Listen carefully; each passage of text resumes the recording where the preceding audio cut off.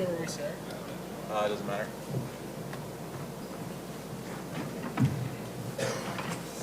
At least they got comfy chairs. They're super comfortable. Wow, cold. You get a sweater, Okay, dude. hi everybody. Welcome to the LIV Golf Invitational Portland. This is our first event in the U.S. We're so excited to have you here and the second stop in the series. Today we are joined by 3 new LIV golfers. We're so excited to have them. We have Matthew Wolff, Bryson DeChambeau, and Abraham Ancer. And we'll kick it off by talking to you, Bryson. You are known to be an innovator in everything that you do, which seems pretty closely aligned to what LIV is doing. So tell us a little bit about what excites you about LIV and how you intend to influence and innovate here as well. Yeah, well, thanks, guys. Glad to be here. I think that the most interesting thing for me about all of this is the team format. Obviously, being a part of a Ryder Cup and President's Cup, and then having this opportunity to be a captain and, you know, have a team has been extremely intriguing to me. It's unique, different, something that I've always been about. And I think that from an innovation side of things, this is what I wanted to be a part of. I wanted to be a part of something unique, cool, different, fun. And it's what this has given me an opportunity to do. So as time moves forward, I think the team aspect is super awesome. And I can't wait to be able to showcase a lot of fun out there on the golf course with my team.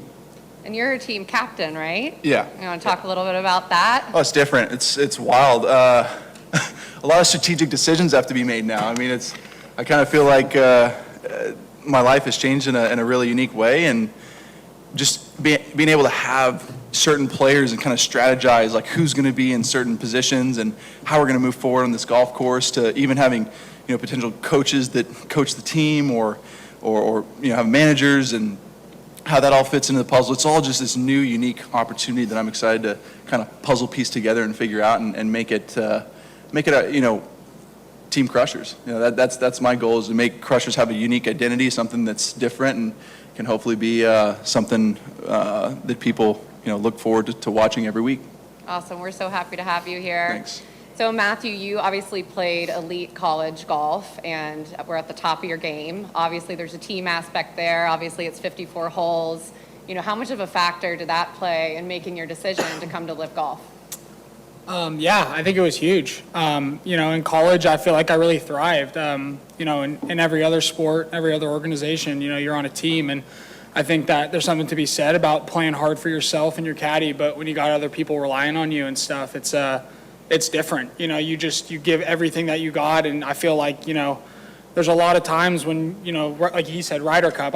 Unfortunately, I haven't been on any one of those teams yet, but, you know, you see so many guys that step up to the occasion on that Ryder Cup team, and they, you know, the best comes out when they're, you know, on a team, and they try really hard to play, you know, not only for themselves, but everyone else. And I loved college. I really did. It was probably the best years of my life, and I just, you know, I played with so many great people, and, you know, I just feel like there was a dynamic there that just really suited me, and that was a big decision why I wanted to come be a part of LIV. And on top of that too, I mean, 54-hole tournaments, you know, that's what college was, and I feel like I thrived in that setting. And you know, I just feel like I do have one win out on the PGA Tour, but I feel like I led quite a few tournaments, including the U.S. Open that Bryson took from me. Sorry. No, I'm just kidding.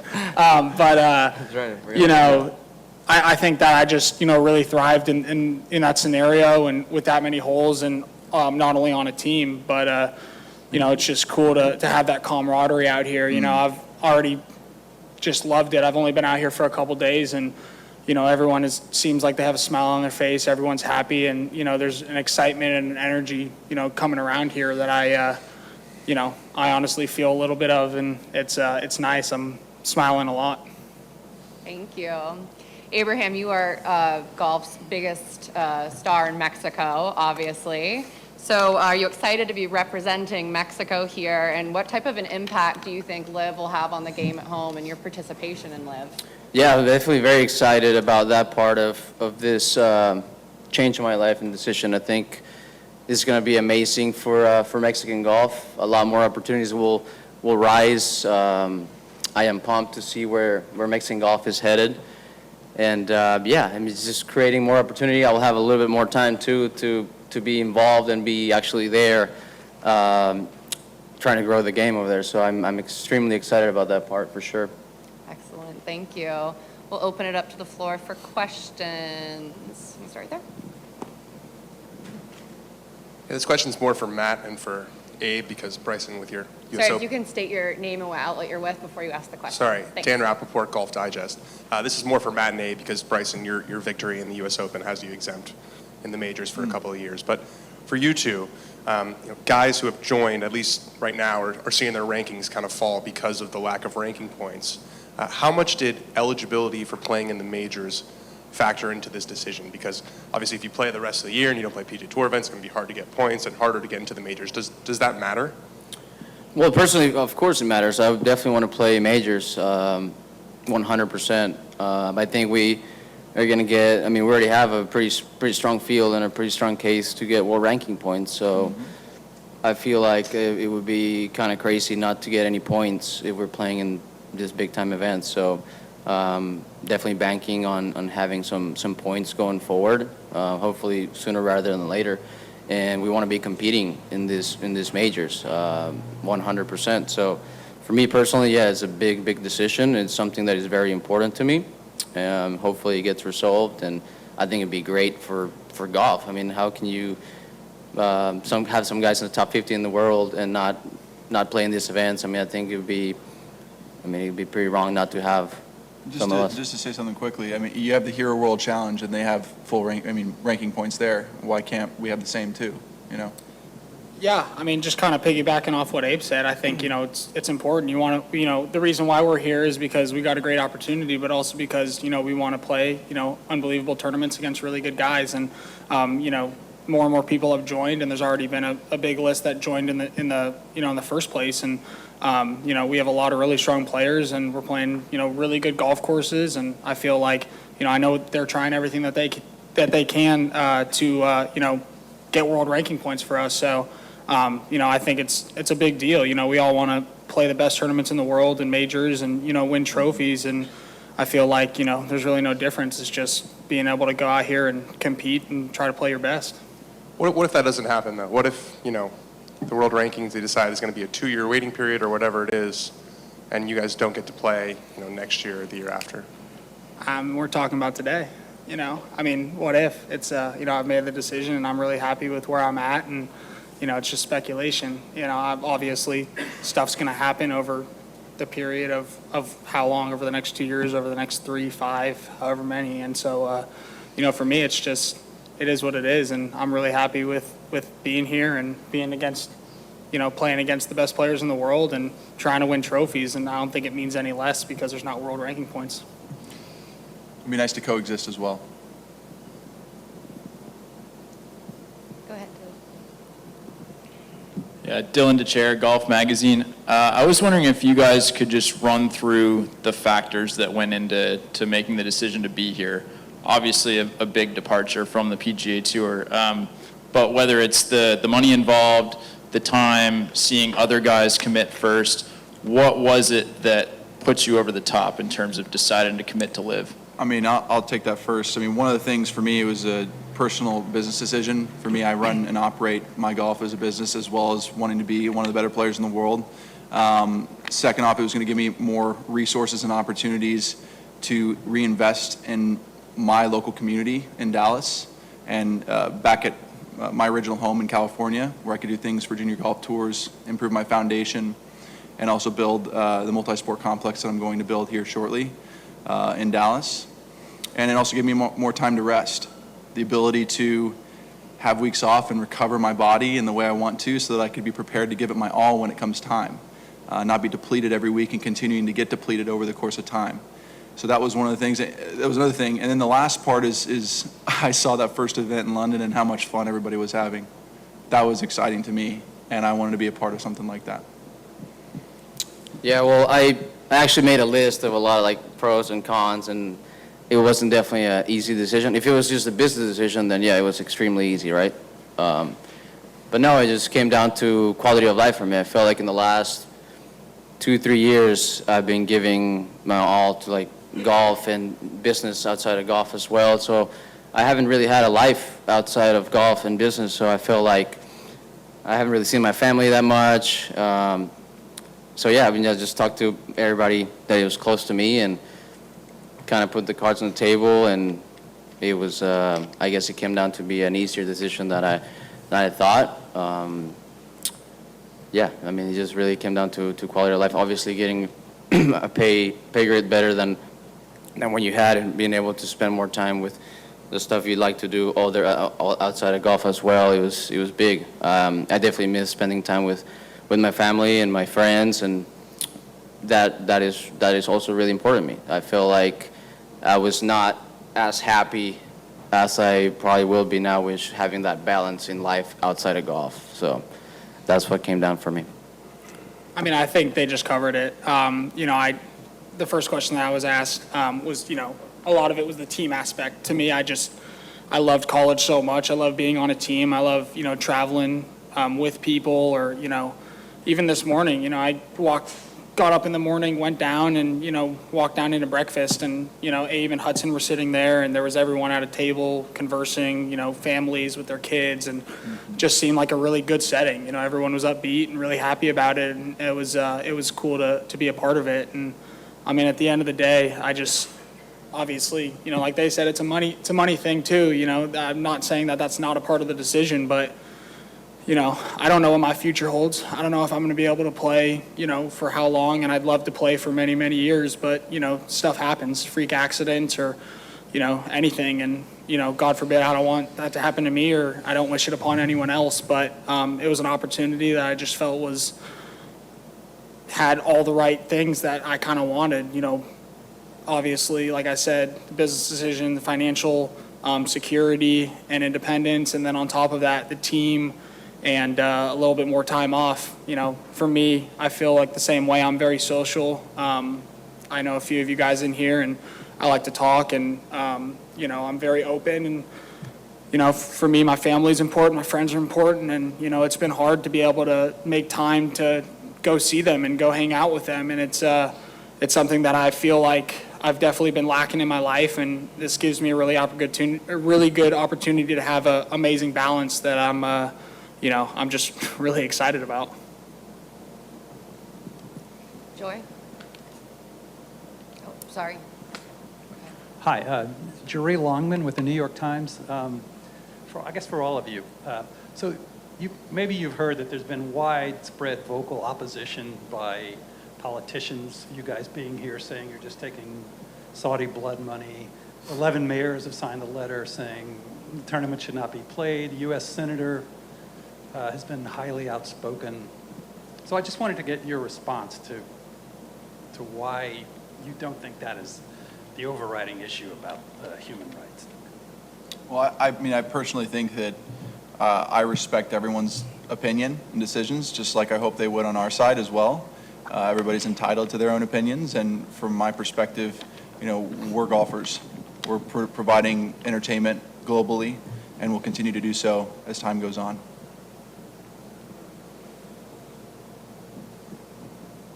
Joy? A question to all three of you, actually. My name is Joy. I'm with the Hindustan Times. My question is to all three of you in the sense that there's one tour where you can actually go and play freely and get world ranking points, and that's the Asian Tour because of the affiliation with Performance 54 and LIV Golf. Is that something that you have in your mind that maybe, when you want to get some world ranking points or competitive golf in, when the LIV Golf Series is not happening, that you would like to do? Yeah, for me, it's definitely on the table. I mean, I like to compete. I like to go to new places. I like to play around the world. I just don't. I told my agent also I like to feel like outside of my comfort zone sometimes and play all over the world. And I think that's a great option for sure. Yeah. Yeah, I agree. I think it's I love traveling and stuff, and even with this tour, I'm going to go to Thailand later this year, and just going all over the world, playing amazing golf courses, being in different cultures. I just feel like it's great, and I'm just excited. Yeah, that's definitely a possibility. I would love to showcase my skill set wherever it takes me. I have no issues with that, and if it's a way for world ranking points, then it's a way for world ranking points. I hope that can change in regards to the context we'd previously talked about, in regards to us having some of the best players in the world and being able to have that conversation at the world ranking board. Bob? Bob Herrick from SI.com. Bryson, what, if anything, could the PGA Tour have done to avert this, at least in your own case? And what's changed for you since February when, a lot of guys said they were sticking with the PGA Tour? Obviously, guys have now changed their mind. Thanks. Well, I think, again, a lot of the conversations that players have been having and have had with Jay are private conversations, but we have talked to him a lot and to other players a lot and to the PGA Tour members in numerous times, numerous scenarios about multiple opportunities. I don't know. I really don't know. It's not my place to make the decision. I've tried to be on the pack for a long time and was never put in place on that board, and is what it is, and I respect that. I have no issues with it, but in regards to that first question, I really don't have a clue, unfortunately. I wish I did. And the second question again, can you remind me? What changed for you personally? Yeah. The last few months? Was it difficult decision? Yeah, obviously it was a difficult decision. Like Abe said, weighing the pros and the cons of both scenarios. If it was only a business decision, then yeah, it would have been really easily made. But as time went on, trying to decide how it works with everyone else and how this all comes together, it was a big decision and influence on my part. As it comes to me saying, what I said about playing with the best players in the world, I think that over the course of time, that will continue to change. But there are some of the best players in the world here right now, and I'm still looking forward to playing against them this week. Right here, Mitchell Forty with the Oregonian. You all are all relatively young players. As you were presented with this opportunity, was the long-term viability of LIV Golf a concern? And if so, how was that kind of assuaged in your conversations with the tour? As of right now, there's a contract in place for, I think, all of us and me. Again, it came to a place where the pros outweighed the cons heavily on our end, or at least on my end, and we made that decision for the future that, that was the decision I made, and I think a lot of us have made. Not only that, but to innovate. I've always been an innovator. I've always liked to do things a little differently, and being a part of something special and unique and different with the team atmosphere is really cool. Being able to sometimes rely on other people when you don't have your best, and then them rely on you when they don't have their best is really awesome.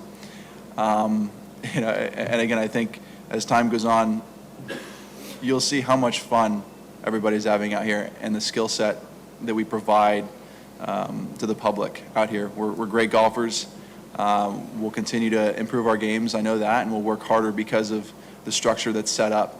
We want to provide the best for our teams and for the future of golf. Hey, that's pretty good there.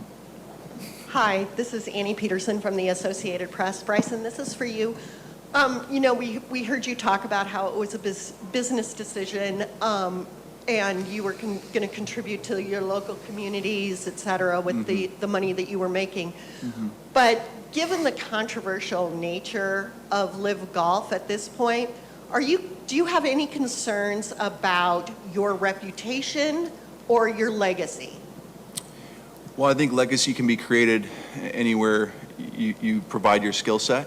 I think that as it relates to your first question, from my perspective on the business decision side, I made that because of how it was going to affect me personally and my community around me. It wasn't, again, just I'm selfish, I'm taking all this and whatnot. It was more of how can this do good for the people around me? Now that I have this opportunity presented in front of me, what can I do good with it in my community back in California where I grew up, and in numerous other junior golf events and areas and potentials moving forward. I mean, my dad was, he's a diabetic and was going to die probably 3 or 4 years ago if he didn't get a kidney, and the National Kidney Foundation came and helped him out. And it would be doing them a disservice if I wasn't able to give back to them, the person who helped my father stay alive, the organization that helped my father stay alive. Go ahead, Mike. Mike McAllister with LIV Golf. For Bryson, with the teams being announced later today, I'm just curious, you obviously value having a lot of information at your disposal. How do you balance between what you tell your team versus what you might want to keep to yourself? That's a great question, actually. I love that. I don't know how much I'm going to give, but I will strategically have conversations about the golf course and help out. I think over time, as teams get more and more set, more information will be delivered.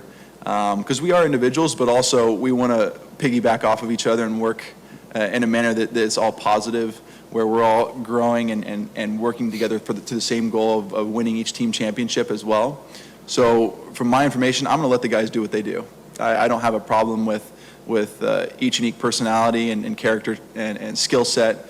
My goal in being a captain is to provide them the best opportunity to be successful. I've learned that in Ryder Cups and President's Cups. Tiger did a great job with that and allowing us to just flow and do our thing. And that's what I'm going to continue to do on my end for the team. And one more for Abraham.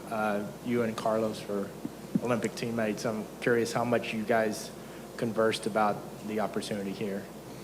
Yeah, well, I mean, that came up really quickly. I think how it happened, it's not something that we've been talking about for a while. It just came up really quickly, to be honest. I didn't know, I didn't really talk to him about the opportunity or anything until pretty much a couple days before announcement. So, yeah, I'm excited. I'm excited to have a countryman in this new venture. I think it's going to be really cool. It's going to be really good for Mexican golf as well, like how we were talking about this previously.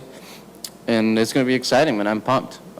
I grew up watching and playing team sports, and then in college, I had a great time. I remember a bunch of times where maybe you were not having your best day, but you knew you can't give up. I mean, not only for yourself, but every shot counts, and for your team, it's important. I think it brings in another layer to golf, which is, for me, very exciting.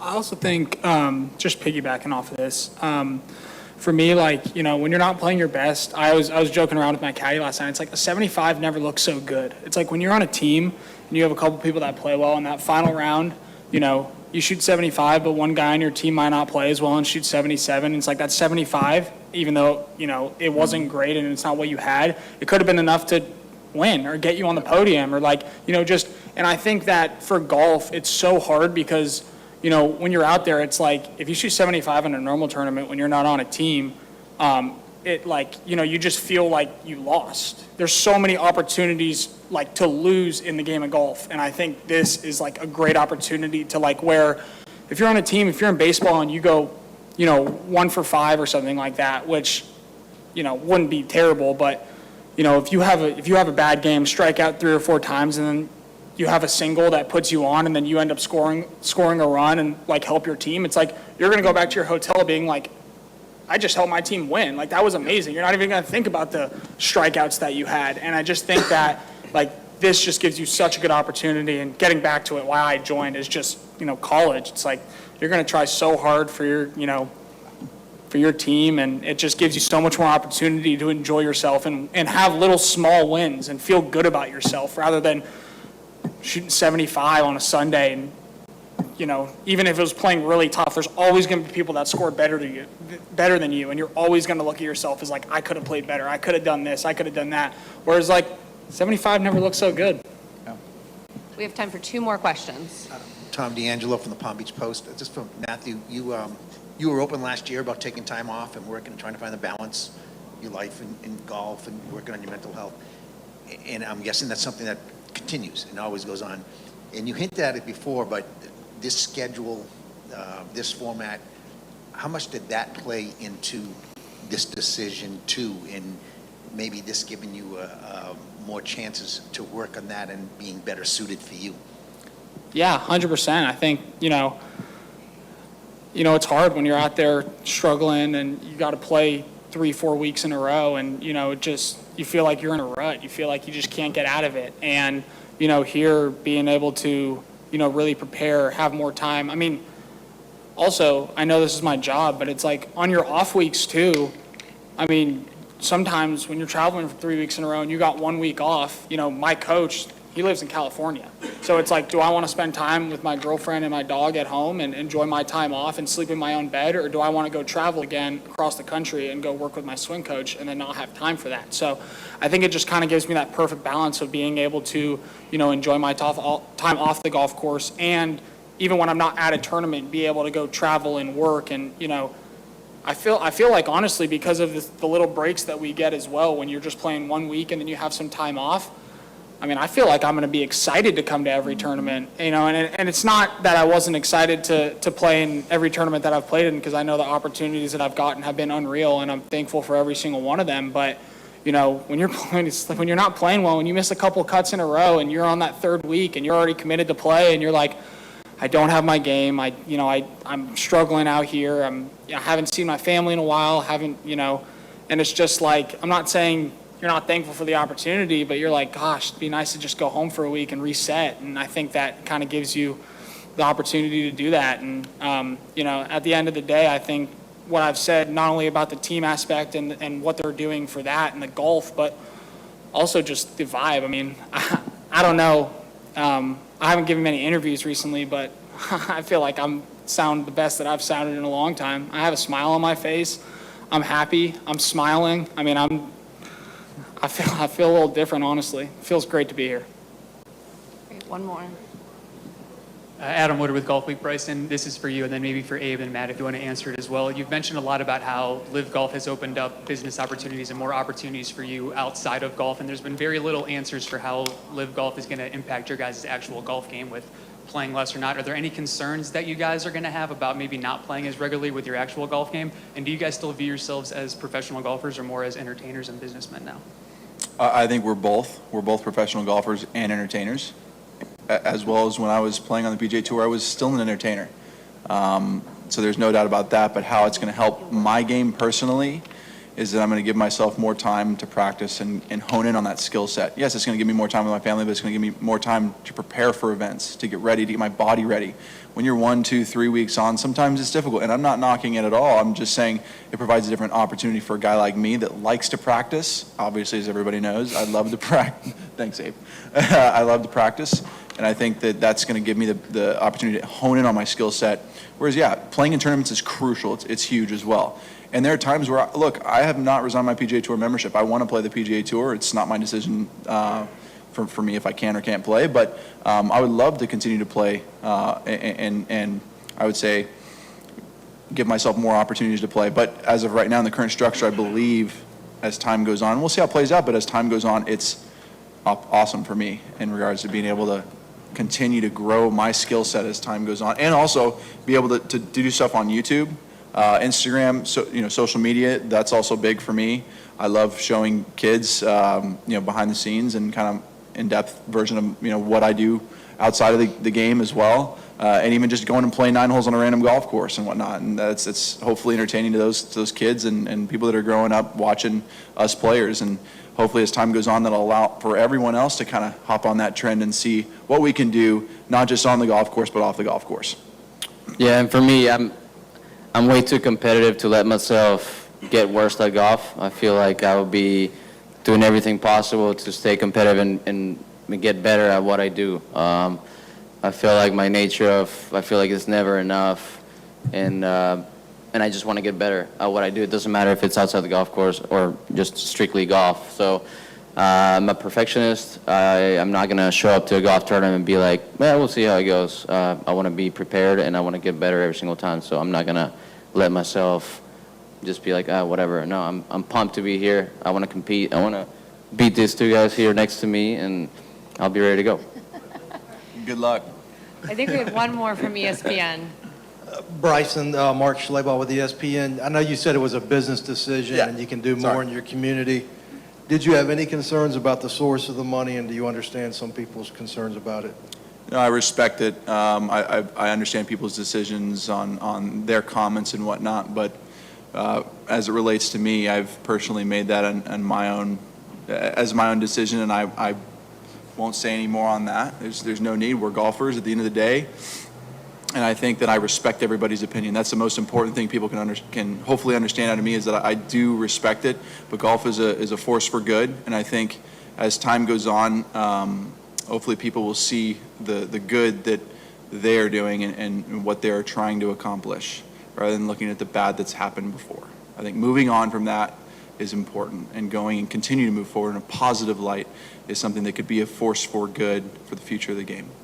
I also think Bryson talked about it a little earlier about legacy. This is really quick, but I just think that at the end of the day, they think, people think of legacy as like golfer or like athlete, baseball player. It's like that's your legacy. But it's like what Bryson's saying, and I think what we're all trying to say is that with this opportunity, we're going to be able to give back more. We're going to be able to, have the ability to spend more time. I know Bryson has a foundation. I'm looking to have a foundation. Like, I want to give back. I didn't grow up with much. I wasn't say I was struggling, but, traveling to tournaments. I mean, I was 14 years old traveling across the country alone. My mom would drop me off at the airport, and I'd, have a host family, get picked up by someone who worked at a tournament. And, it's hard. It's hard. And I think that you can affect your legacy not on the golf course, but off the golf course, because at the end of the day, a legacy isn't just about how you play golf. It's about how you treat people, how you respect people, how you, interact with people. Every single person that I walk across, I try to say thank you for their help. And, we're all equal out here. And if you can have a legacy outside of golf, which I think not only is this LIV making us have an opportunity to have a legacy inside golf, but a lot more outside golf as well, and reach a broader spectrum. And I think that's really important to Bryson. It's important to me, and I think it's important to a lot of people that have joined this tour. Looking forward is the most important thing we can do in regards to this game of golf. We continue to do that, we can grow relationships, we can grow the game, we can do whatever we can to enhance the opportunities for players and kids in general. I think that's the most important thing we can do, is look forward. Well said. Thank you guys so much. Thank you. Appreciate it. Cool. We'll be Thanks, back guys. at 1 Thanks. o'clock with Pat Perez, Patrick Reed, and Brooks Koepka. Thank you, guys. Yeah. Sitting down? Standing. Okay. To the side. Should we be like friendly or like? Yeah.